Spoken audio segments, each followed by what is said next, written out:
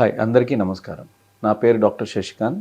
నేను ఒక senior consultant plastic surgeon, cosmetic, craniofacial surgeon. Today I am going to talk about rhinoplasty.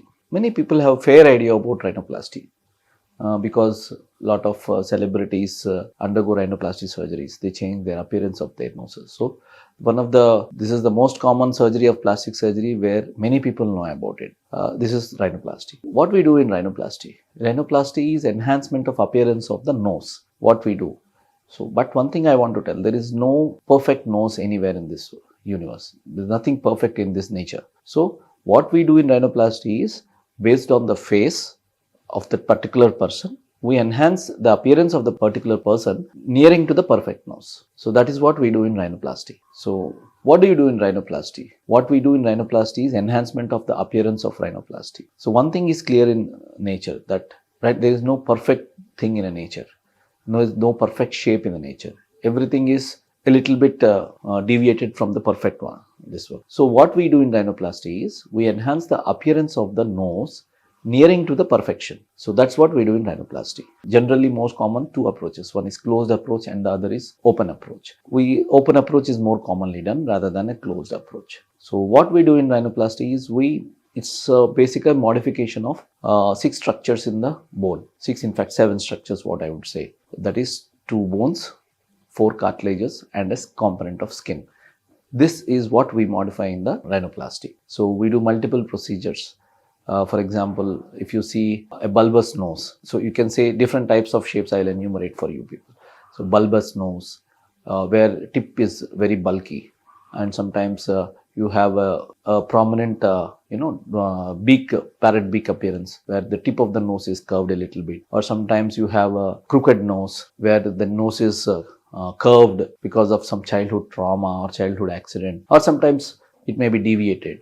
Or sometimes a deviated nose on right side or left side, which causes a deviation of the entire nose onto one side, causing some symptoms like obstruction of the nose or sometimes recurrent upper respiratory infections. Or sometimes you have a prominent dorsum of the nose, or this nose will be the prominent. So that can be corrected. So we correct all these different shapes of noses according to what we are presented in that particular person. So we modify the different shapes.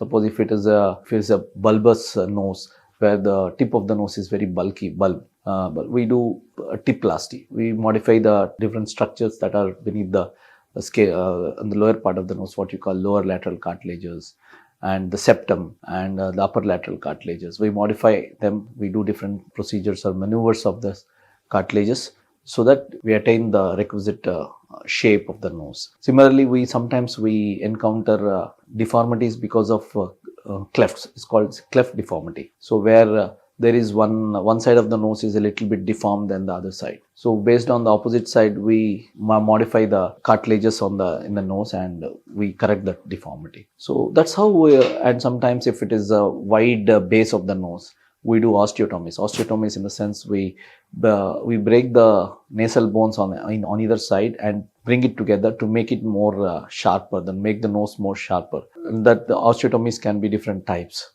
Based on the requirement, we tailor the osteotomies.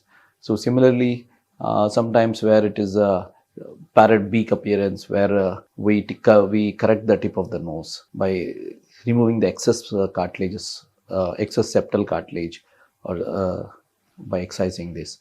And similarly, we have multiple deviated noses, either to right or left side, causing obstruction. There we correct the septum of the nose, which is deviated, as well as we correct the nasal bones, which are deviated by osteotomies.